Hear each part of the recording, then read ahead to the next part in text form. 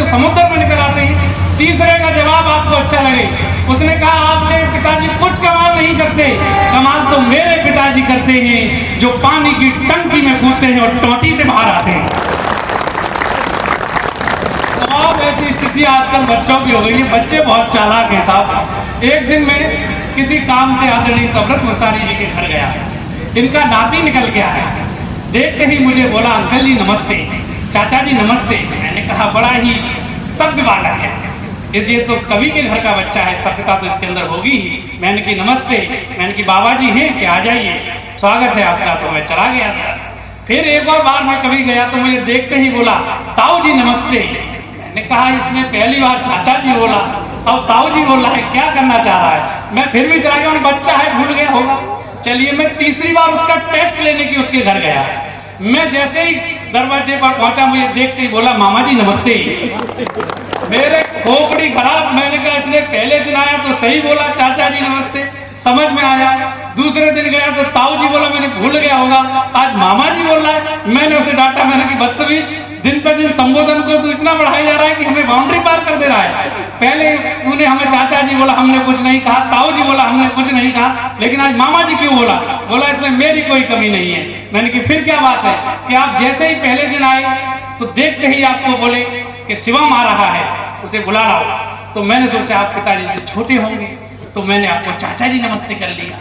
दूसरे दिन जब आप आए तो बोले कि शिवम जी आ रहे हैं, तो मैंने सोचा आप शायद बड़े होंगे, तो मैंने ताऊ जी नमस्ते कर लिया। तो मैंने कि चल चाचा जी भी मान लिया, ताऊ जी भी मान लिया, लेकिन मामा जी क्यों बोला? वो देखते ही बोला कि जैसे ही आप आ रहे थे तो आपको देखते ही पिताजी बोले ये साला आज फिर आ गया। चलिए ये सब बातें आपके मनोरंजन के लिए थी, ऐसी बातें तमाम लोग करेंगे। मैं आपको सीधे सीधे कविता से जोड़ता हूँ, ठीक है? देखिए भाई, ठीक है ना?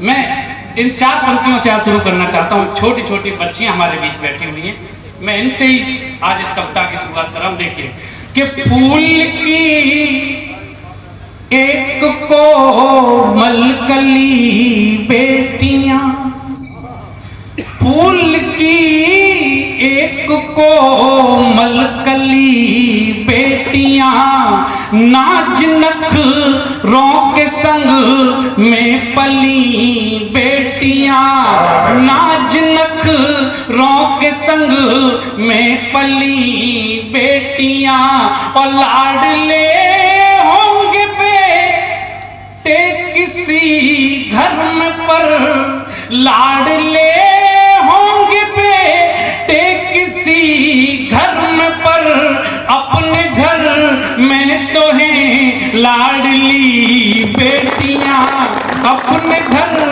में तो हैं लाडली बेटियां, अपने घर में तो हैं लाडली बेटियां।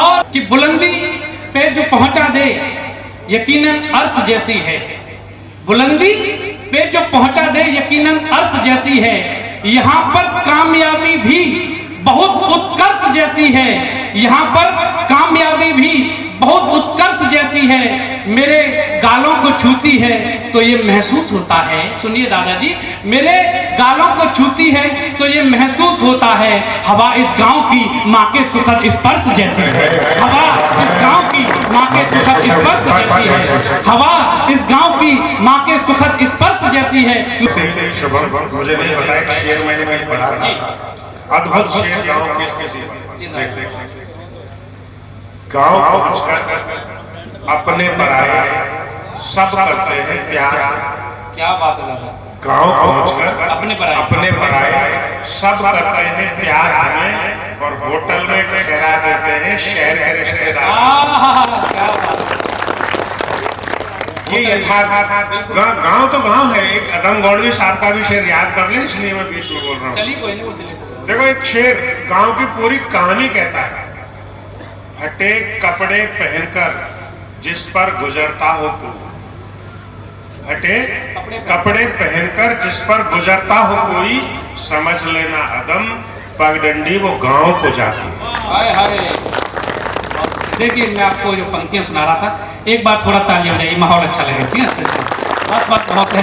देखिए कि देश की एकता में न पंगा रहे, देश की एकता में न पंगा रहे, वो जात धर्मों को ले कर न दंगा रहे, जात धर्मों को ले कर न दंगा रहे, और हर हृदय में यही भावना हो शिवम, हर हृदय में यही भावना हो शिवम, जानो तन से भी प्यारा तिरंगा रहे।